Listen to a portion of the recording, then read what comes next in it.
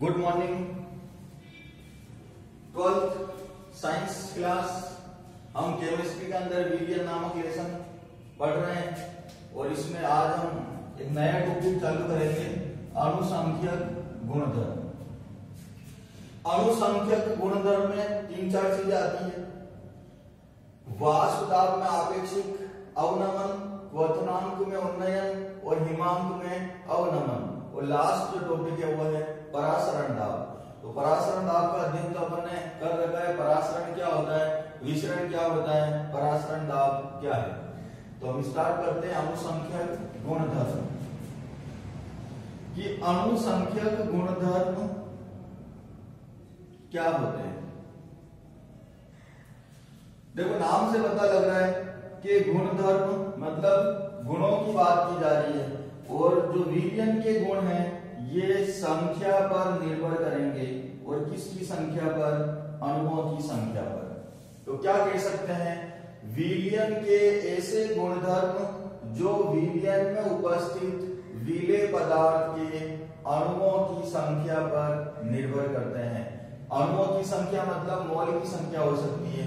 सिर्फ जो ये निर्भर करेगा वो निर्भर करेगा संख्या पर, उसकी प्रकृति पर, आकार पर, आकृति पर और अन्य किसी गुणधर्म पर निर्भर नहीं करता है। तो विलियन के ऐसे गुणधर्म जो विलियन में उपस्थित विलेय पदार्थ के अणुओं की संख्या पर या मोल की संख्या पर निर्भर करता है, अणुसंख्यक गुणधर्म कहलाते हैं। लिख लेते हैं परिभाषा। इसकी परिभाषा यही लिख लेते हैं। अणुसंख्यक गुणधर्म क्या होते हैं, विलियन के ऐसे गुणधर्म जो विलेय के कणों की संख्या पर, कणों की संख्या मतलब नंबर ऑफ मोल्स, मोल की संख्या, कणों की संख्या पर निर्भर करते हैं।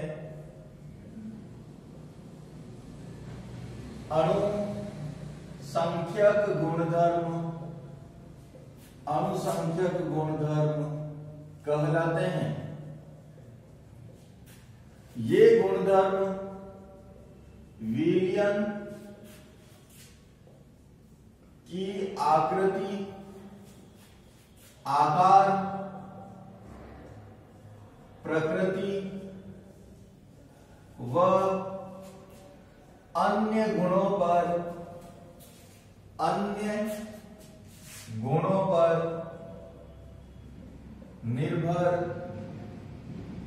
नहीं करते हैं, निर्भर नहीं करते हैं। क्या कहलाते हैं, अणुसंख्यक गुणधर्म कहलाते हैं।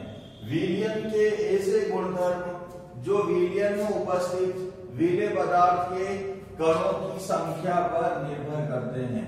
किस पर निर्भर करते हैं, कणों की संख्या पर निर्भर करते हैं, अणुसंख्यक गुणधर्म कहलाते हैं। अणुओं की संख्या के अलावा चाहे आकृति हो, आकार हो, प्रकृति हो या अन्य कोई भी गुणधर्म हो, वो अणुसंख्यक गुणधर्म पर निर्भर नहीं करते। अणुसंख्यक गुणधर्म में 4 चीजें आती है जिसका अध्ययन करना है। पहला है वाष्प दाब में आपेक्षिक अवनमन, दूसरा है क्वथनांक में उन्नयन, तीसरा है हिमांक में अवनमन और चौथा है परासरण दाब। हम बात करते हैं पहले परासरण दाब में आपेक्षिक अवनमन। तो इसमें सूत्र दे रखे हैं। m अणुभार है विलेय का और ये भी m, ये m भी है और ये m है। ये विलेय है, ये विलायक है और ये w क्या है, उनके अणुभार है। a का मतलब विलायक की बात की जा रही है तो ये विलायक का भार है, ये विलायक का और ये विलेय का। a विलायक है और b विलेय है। अब ये Pn0 ये 0 जाम के आता है। इस 0 का मतलब क्या है, शुद्ध अवस्था में वाष्प दाब है। तो ये विशुद्ध अवस्था में वाष्प दाब, ये भी शुद्ध अवस्था में वाष्प दाब और ये विलयन का वाष्प दाब है। इसको थोड़ा सा समझते हैं विद्यार्थियों कि जब PA नोट कह दिया जाए तो PA नोट क्या है, शुद्ध अवस्था में वाष्प दाब है विलायक का जो ज्यादा होता है, और विलयन का वाष्प दाब क्या होगा, कम होगा। विलायक का वाष्प दाब हमेशा ज्यादा और विलयन का वाष्प दाब हमेशा कम होता है, और कम होता है तो ये जो कमी है ये कमी कहलाती है अवनमन। कमी क्या कहलाती है, अवनमन कहलाती है।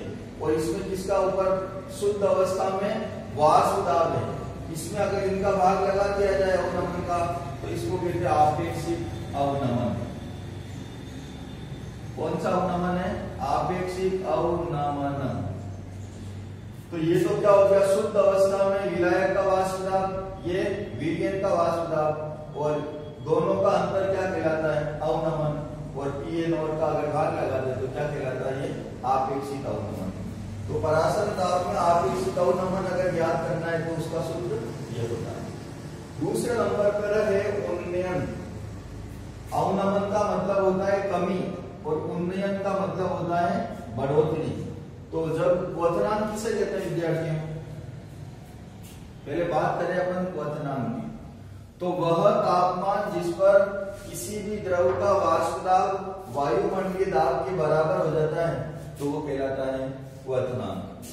चाहे तो लिख सकते हैं वह ताप जिस पर किसी द्रव का वाष्प दाब वायुमंडलीय दाब के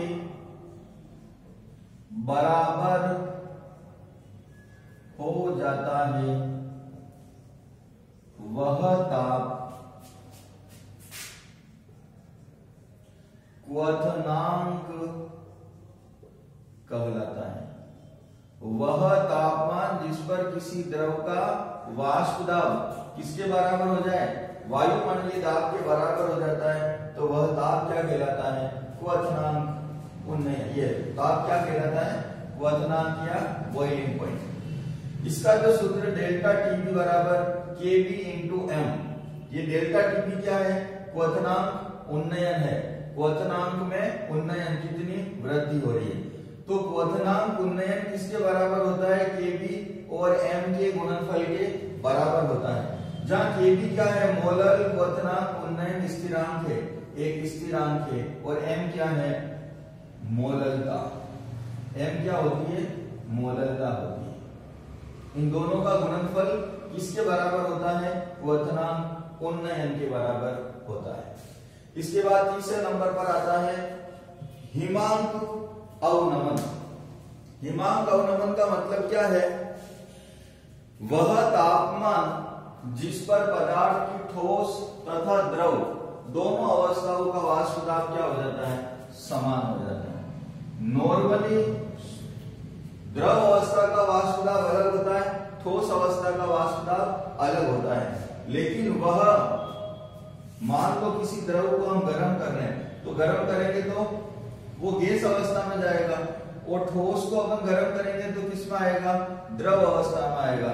लेकिन इन दोनों के बीच में जब ठोस किसमें बदलता है, द्रव में, तो एक बीच वाला पॉइंट ऐसा होता है जब पदार्थ ठोस अवस्था में भी होता है और द्रव अवस्था में भी होता है, और दोनों का वाष्प दाब क्या हो जाता है, बराबर होता है।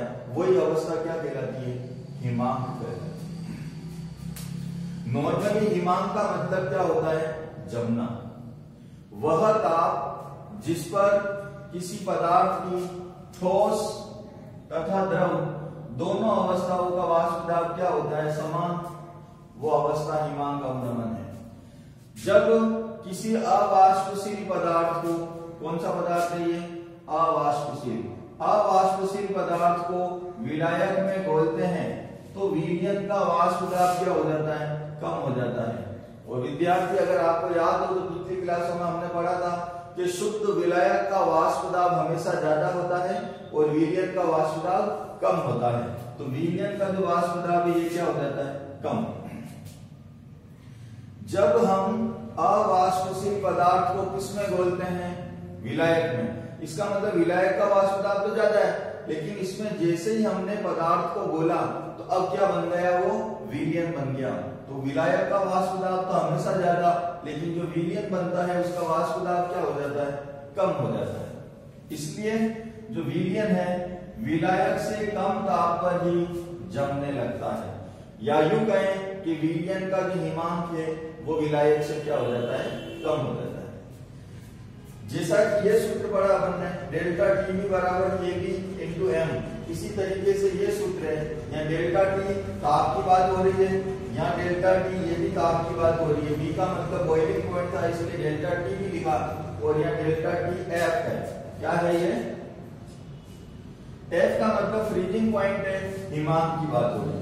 तो डेल्टा टी एफ किसके बराबर होता है, के एफ इंटू एम। जैसा हमने यह कहा था कि मोलल क्वथनांक उन्नयन स्थिरांक और मोललता के गुणनफल को क्या कहते हैं अपन, क्वथनांक उन्नयन। ठीक इसी प्रकार के एफ क्या है, मोलल हिमांक अवनमन स्थिरांक। तो मोलल हिमांक अवनमन स्थिरांक और जो विलयन की मोललता है, दोनों का गुणनफल किसके बराबर होता है, हिमांक अवनमन के बराबर होता है। ये तीसरा पॉइंट हुआ। और चौथा पॉइंट क्या है विद्यार्थियों, परासरण दाब। और परासरण दाब हम पूर्व में पढ़ चुके हैं, फिर भी एक चीज हम याद रख सकते हैं कि जो परासरण दाब होता है उसका सूत्र क्या होता है, परासरण दाब। परासरण किसे कहते हैं, परासरण दाब क्या होता है, इन सबको हमने पढ़ रखा है। तो परासरण दाब का सूत्र होगा पाई वी बराबर एनआरटी। ये जो समीकरण प्राप्त की है हमने पीवी बराबर एनआरटी से प्राप्त की है, ये तो हम पढ़ चुके हैं छोटी क्लासों में कि आदर्श गैस समीकरण होती है पीवी बराबर एनआरटी। पी यहाँ पर दाब होता है, लेकिन पी को कन्वर्ट कर दिया पाई में, और पाई भी दाब है, लेकिन कौन सा दाब है, परासरण दाब है। ये भी ऐसा ही है, एन ऐसा ही है, आर और टी भी सेम।